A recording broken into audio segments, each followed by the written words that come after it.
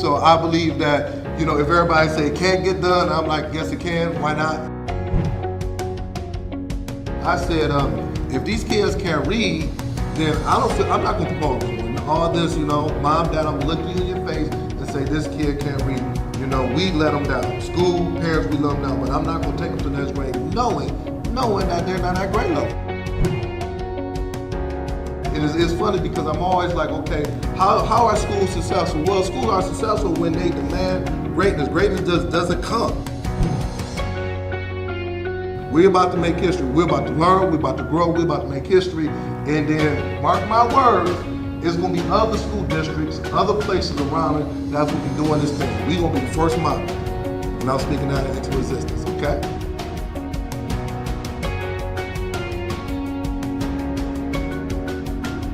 For booking,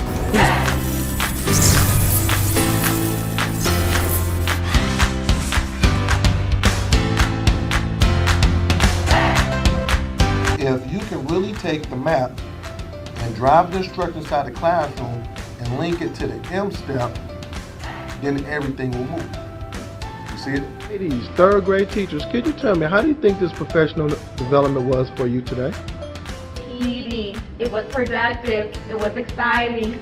But we'll never leave Mr. Hurt's advising. Because the schools that I've worked with, the teachers I've worked with, their scores just go through the roof because what I do is I talk about practical stuff that's practical.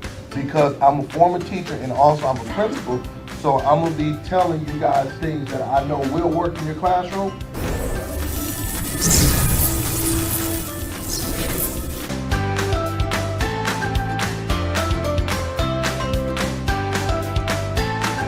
for booking, please visit shurtschoolturnaroundspecialist.com. Good morning, everyone. Good morning. Welcome to Mr. Hurt's Saturday morning podcast. And we have another explosive podcast on our hand this morning. So give me 2 minutes. I need 2 minutes as I get all of my Facebook, LinkedIn, and Twitter people in. And what I need you to do is that when you come in, do me two things. I need you to share this out.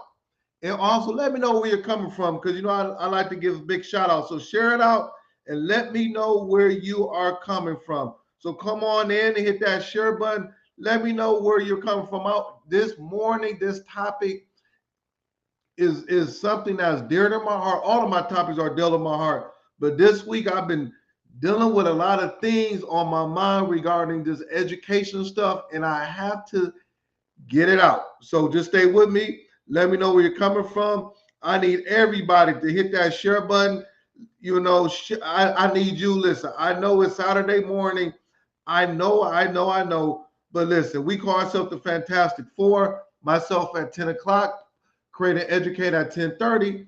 And then we got Principal Fele at 11. And then on Sunday, we have Josh Tarver coming in at 4 o'clock. And in this morning, you say, Hurt, you're not in your normal place. I am in Alabama. I'm about 15 minutes away from Tuskegee University. I will be yesterday and today. I've been down here with my daughter. They have family and friends week this weekend, and I am down here and I'm representing Tuskegee. So if you see I have my hat on, my Tuskegee Dash shirt, and I'll just be walking the grounds of Tuskegee. Yesterday, I got inspired. I was able to, as I was driving to campus, just learning about the university, seeing different things. I drove by Booker T. Washington's old house, and where he was the president, and they said, "Hey, Hurt, that's where Booker T. Washington used to live at." And I was like, "Wow, man, I'm right in front of it, and grave site and everything." So it really lifted me up. It really encouraged me. It really did some things for me on on yesterday. And I just got a lot to share. I really got a lot to share. So I just want to give me about 30 more seconds as I want to make sure we got to get everybody in. I don't want nobody to say, Hurt, man, come on now, Hurt, you said, I'm trying to find you, locate you and stuff like that. I want to make sure everybody is in, ready to go. All right. All right. So where we at? Where we at? Come on, let me go to this chat box and see where we at. See who's rocking with me this morning. See who's rocking with me this morning. See who's rocking with me this morning. All right. All right. So where we at? Hold on for 1 second. All right. All right. So I want to say good morning to you, Mr. David Bell from Benton Harbor, Michigan. Good morning to you. Salute to you. I got Dr. Wallace from South Carolina in the house. I'm gonna be back in South Carolina, Dr. Wallace, in a couple more weeks. So I'm gonna let you know that day, and maybe we could connect. We could connect. I got Dr. Jeter in the house. You know, Dr. Jeter. Last week I was down in Illinois. I was down in Illinois, about 15 minutes from downtown. My son had a basketball tournament, so I was down in Illinois. So last week Illinois. Today I'm down in Alabama, and next week I'll be back at home. So yes, that's me. Good morning to Rashard Davis from Vegas. I appreciate you getting up early in the morning. Thank you. Good morning to Principal Kafele. Principal Kafele, I saw your post this morning regarding the superintendent. It hurts my heart. It hurts my heart. That's why I am so passionate. That's why and not just me, but we have to do the work that we're doing. That's why we got to get up on these Saturdays and let the people know, because what happened to that superintendent in Iowa was horrible. If you don't know, go on Principal Kafele's page. You'll see it. It is terrible. It is terrible. It is terrible. It is terrible. So I just want to say that. So I'm motivated. I'm motivated this morning. Good morning to you, Jasmine Harris. Tore it up a couple of weeks ago on a podcast.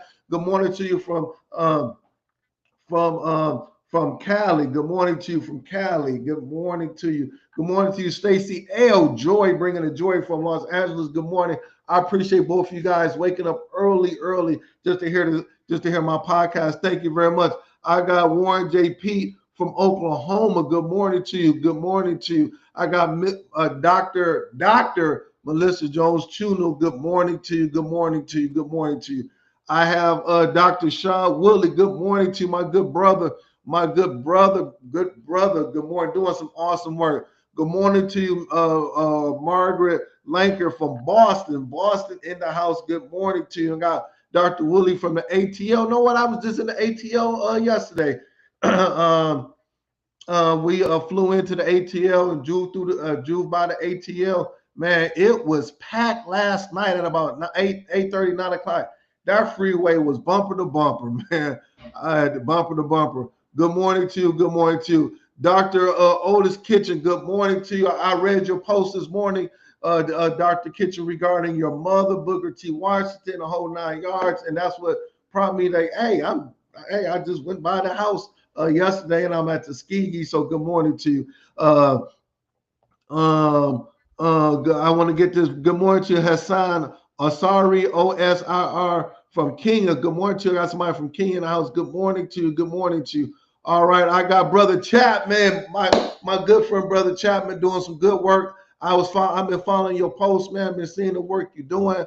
You know, we got to connect, Brother Chapman. We got to connect. Let's connect sometime during the end of the week, because I want to sit down and connect with you. All right, we got Dr. Shiki Houston in the house. Good morning to you. Good morning to you. Good morning to you. I got Brother Johnson, Principal Johnson in the house. Good morning to you. Good morning to you. Good morning to you.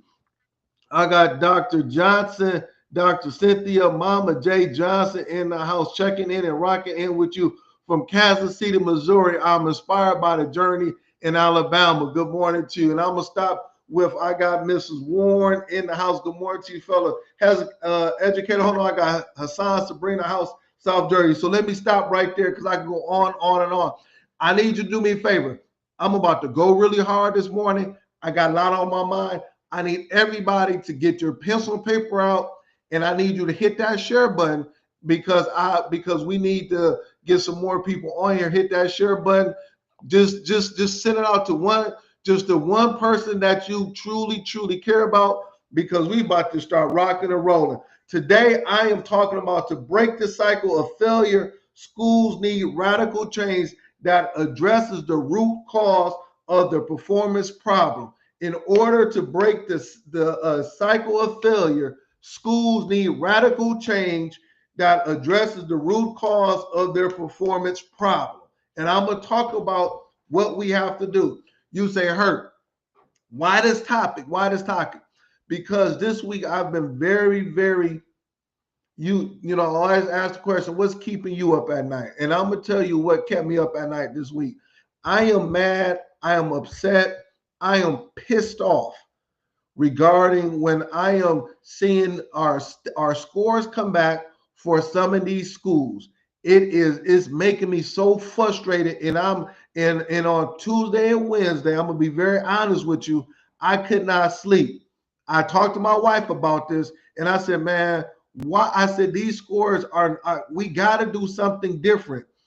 And then on Thursday, I called one of my sisters in education, and I talked to her for 2 hours.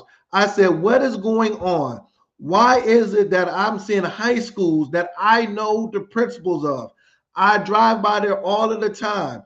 I see it. They have 1,000, 2,000 kids at the high school, and the average SAT score is 720. The average SAT score is 720. That is unacceptable. And it's been going on for years and years and years. The most you can get for the SAT is 1,600. Every area, the math area, the highest you get is 800. The ELA reading area is 800. I have districts that's averaging 720, 740 on the SAT. That is unacceptable, and no one knows about it. No one is saying anything about it. We're still doing the same thing over and over and over again. Please hit that share button. Let me know. Hit that share button because I want to make sure we get this. And then on top of that, we getting our state scores back for the 3rd through 8th grade regarding the state assessment. South Carolina, North Carolina, Alabama, Michigan, Ohio, wherever you're at, New Jersey, and then you're telling me that you're happy as a school district with 10% of your kids proficient in math. So you're telling me that you got 900 kids in your building and you're talking about 10% of the kids proficient in math. We'll break that down, Hurt, because you know I'm a number person. So you're saying out of 900 kids, only 90 kids are proficient in math? So what about the other 810 kids? They don't count. So we're happy with that. We're just, oh, we improve. Yes, I know we improve. I am not knocking that. I'm not saying nothing bad about that. But 10% is 10%. Well, the test ain't right and blah, blah, blah, and I don't believe in all. Okay, that's fine. But at the end of the day, the schools, the districts are judged by your state based on what they do at the end of the year. So yes, that's why I am upset. That's why I cannot sleep at night. That's why I am saying I got to talk about the strategies, the things that we need to bring about change in these schools. And the people that's on my podcast, I need you to take this and you need to share it on Monday. We need to change what we're doing and quit playing around, because in order to break this cycle of failure, schools need radical change. We don't need this one little change and move it over here, or we don't need to go home. No, we need radical change in our district, starting from the top down. And I'm going to talk about it. So I'm going to talk about the 7 radical shifts that need to be changed. Now, this is what I need. I need you to hit that share button, because know what? Somebody's going to be set free. Somebody's going to understand what that means. Does that make sense? Yes or no? Is that making sense? So now, because I need all of my time, you say, okay, Hurt, I see it. I understand it. Matter of fact, I might be working in a school or district that's been failing for years after years after years. We just got our report card scores back last week or 2 weeks ago. I am not happy. We need to make change. So what are the things that I have to do as the superintendent, as the assistant sup, or the principal to make these changes? All right. Does that make sense? Is that making sense? Is that making sense? Hold on, I gotta share this out because we have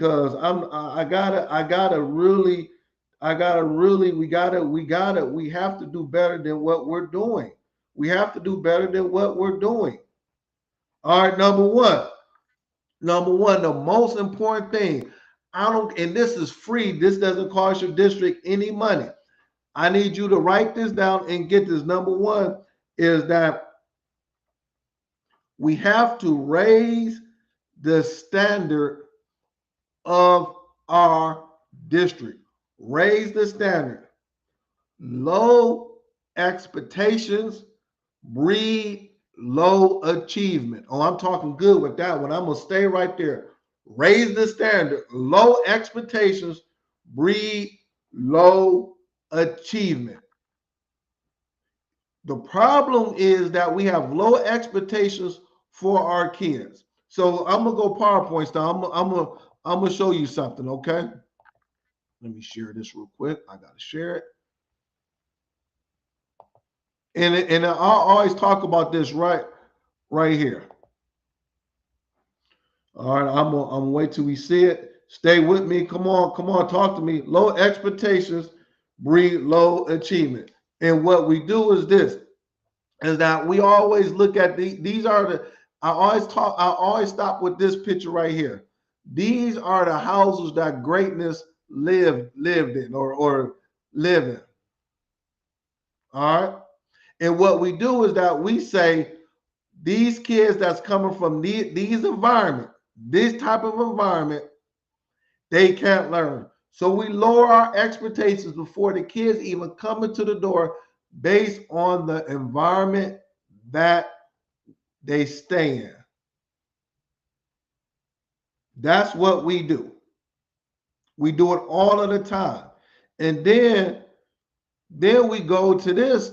I'm going PowerPoint style. I just want to show you something. And then we say, all right, the kids that look like these kids, they look like these Black and Latino kids coming from the inner city and rural school district. These kids right here, look, these kids. So now we see the environment, and then we see them come into the classroom, and these kids, and you know these kids look like your kids that you're going to be teaching on Monday. And what we do is that we lower the expectations. And then on the left side, we got high school kids right here. These are high school kids on the left side. And then on the right side, me as the principal, we have the elementary and middle school kids. So what we do is this, is that we lower the expectations because we say the kids come from these environments and they look like this. I'm not going to teach them the way that they need to be taught. We're going to give them, we're going to give them substandard teaching. And that's the bottom line. So you say, how do we break this cycle, Mr. Hurt? How did you break this cycle? The first thing that I had to do is I had to raise the standard, and I was relentless with this. And under there, I said low expectation breeds low achievement. Is that making sense? Give me some feedback. Tell me what you're thinking about this, okay? So now, let me stop sharing. Okay, hold on for 1 second. Let me. Okay, Dr. Houston said, I'm talking, as long as Dr. Houston said I'm talking good, I'm talking good. So now, what we have to do, this is the first one, we need to set a clear, uncompromising academic standard regarding how we're going to teach these kids. It needs to be a clear, uncompromising. That's the word, uncompromising academic standard. Train staff to believe in students' capacity and hold them accountable with love and consistency. First one, raise the academic standard. Set a clear, uncompromising standard for your academics at your district and school level. Let it be clear. And train staff to believe in students' capacity and hold them accountable with love and consistency. What does that mean, Mr. Hurt? We have to hold them accountable. I was talking to a principal the other day. They're doing iReady. I said, we're not going to wait to the end of the year to give feedback to the teachers regarding if they have growth and proficiency for already. We're not going to wait till June, July. We're going to hold people accountable in December because that's the middle of the year, and that's when we can see if we're moving in the right direction. But I said hold them accountable with love and consistency. But the benchmark is this. This is the benchmark. 65% or more of the students at your middle school that you have close to 700 kids in should be able to meet or exceed their stretch goal. That's holding accountable. That's high standard for the kids. That's high standard no matter if these kids come from the inner city or rural situation that's coming from poverty. You're going to still hold everybody, you, the AP, me, accountable for high academic achievement. Once again, raise the standard. Hit that share button, hit that share button. Let me know where you're coming. I got 9 more minutes. 9 more minutes. How do we break this cycle of failure? The first thing is that raise the standard. Raise the standard on how you address the kids. Raise the standard on how your district looks. Raise the standard on how you look when you're coming to school. Look professional. Look nice. Raise the standard on how the classroom is set up. Raise the standard on how cleanliness the school is. Raise the standard. The data says that when you have high expectations for the students, they will reach them. When you have low expectations, it will breed low achievement. That's number one. I told you I got so much in me. Number 2, build a culture of urgency and hope. Build a culture of urgency and hope. I'm going to be very honest with you, and then I've never said this, but I'm going to say it because we're all family here. I am sick and tired when I'm hearing people tell me it takes 5 to 6 years to move a school, to have a school to be excellence and things of that nature. That is, no, it does not take 5 or 6 years. Go in there with the urgency and hope that these kids can learn. You can move that thing in 1 year from the beginning to the end. Forget, I don't know where we got that 5, 6 year thing from. I don't know. Throw it out of the window. Build a culture of urgency and hope. What is urgency? That means we're not waiting 4 or 5 years. We're going to get this thing done this year and maybe another year. Give it 2 years. But we're not waiting 4 or 5 years. We're not doing that. We're going to move this thing now. Put it in the chat. We're going to move this thing now. Build a culture, build the culture. I wish I had 1,000 superintendents here. That's what I know. What matter of fact, let me even be very specific since I'm from Michigan. I wish I had every superintendent from Michigan on my podcast. I wish I had the Detroit superintendent, the Oak Park superintendent, the Inkster superintendent, the Ben Harbor superintendent, the Ypsilanti superintendent, the Saginaw superintendent, the Flint superintendent, the Muskegon superintendent, the Muskegon Heights. All of these are school districts in Michigan. I wish I had every superintendent on here, and I would just tell them, build a culture of urgency and hope. Create a culture where every minute matters and every student is seen as a future leader. Build a culture where every minute matters. This year we're gonna kick it. Kids gonna go to school. We're gonna got 183 days. We're gonna go over the yeah. But we're gonna have fun. We're gonna make sure that everybody's comfortable. We're gonna make sure all of that. No. Well, they're gonna end up going to the union because you didn't lit the fire. Okay. As long as you're not doing nothing against the contract, you can have high expectations for your schools in your district. I'm not saying fire nobody. I'm not saying none of that. But you can have high expectations for your school in the district if you really want this thing to change. If you're tired of you got 12 schools in your districts and 8 of them are F&D schools, that is embarrassing. There's no way in God's green earth when I was a principal that I wanted to be able to walk around my community and I got an F&D school. Change that. And if I did have an F&D school, it was a sense of urgency that everybody, even myself, was going to be uncomfortable. Until we see those kids moving, and it's no kicking it, it's no kicking, it's no giggling. No, I was laser focused, and you knew I was laser focused. I didn't play. I did not play because I knew that these kids don't have another chance to repeat the 8th grade, the 7th grade. Ain't no way on God's green earth that you got 900 kids and 10% of them is proficient in math. Build a culture of urgency and hope. Stay with me. I got 5 more minutes. I might not finish it all. We're going to do part 2 next week. Number 3. I like this.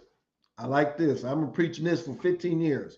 I've been saying it for 15 years. Number 3, empower principals as instructional leaders. Empower principals as instructional leaders.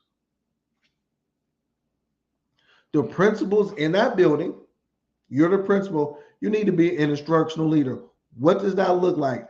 I need you, principal, to be coaching your teachers. I need you, principals, to lead. Not on the side, not behind, but lead those data meetings and those data cycles. I need you, principal, to model excellence. So this is what I need you to do. I need you to go to be an instructional leader. I need you to do these 3 things every day. I need you to coach teachers. That means you have to be in the classroom, look at instruction. I don't care. Take your little notes, bring your laptop, go. I don't care what you do. You're looking at instruction. Number 2, quit allowing your APs and your ELA coach or whatever to lead your data meetings. You need to lead that data meeting. You need to be the first one in there understanding the data. I'm not saying your AP or your ELA coach should not be in there facilitating happening, but you need to know just as much or more about the data than they do. And number third is that I need you to model excellence. You need to look like a principal. You need to talk like a principal. You need to walk around with authority, not with authority that you're just beating people upside the head, but you need to look like you mean business. You need to care about those kids learning them more than you care about anything else in that building. Model excellence, the way you talk, the way you dress, how you conduct yourself. You are the leader. And Tammy Taylor will appreciate this, Dr. Taylor. I know you are here. You know, more given, more required. More giving, more required. I'm going to say this again. More giving, more required. And you know where I got that from. And then going back to number 2, build a culture of urgency and hope. Since I got a lot of people that understand where I'm coming from, Nehemiah built a wall in 52 days. I'm going somewhere with that. If Nehemiah built a wall in 52 days, why is it taking us 5 or 6 years to be able to move this academic achievement? Oh, I'm saying something right there. You know where I'm coming from. See, I'm ready. See, I couldn't sleep. Nehemiah built the wall in 52 days, but we talking about it's taking us 5 or 6 years to move the academic needle. You're the instructional leader of your school. It says more given, more required. So if you are the head person, you've been given a strong responsibility over 1,000 kids. Now, I'm a teacher. I'm required to teach these 25, 26 kids, but if I'm an instructional leader, I'm the principal, I'm over 1,000 kids. 1,000 is greater than 25. Oh my God. It's 10:29. I still got 3 more to go. So I'm gonna stop right there. This is what I need. I'm gonna do part 2 next week. You're gonna bring a friend. I want you to look over this again. The 3 things I talk about, just write it down and marinate on it. You might want to show this during your staff meeting or with your leadership team on Monday. Okay. So let's understand that we're gonna break the cycle of failure. We're gonna move this academic needle. All right. If you need me to come in and help support your school, by all means do that. You know, inbox me. You know, I'm always answer my inboxes and things of that nature. But don't wait. We cannot wait to November, December. We can't wait till January, February. Let's act now. So thank you very much. Thank you for understanding my passion, my drive for this. I hope I don't believe in offending nobody because the kids got to grow. So let's go ahead and support my doctors, Create and Educate at 10:30. See you next week. If no one have never told you this, I love you. Thank you for all of your support. Let's move this needle. Let's be great. Let your schools be good. See you next week.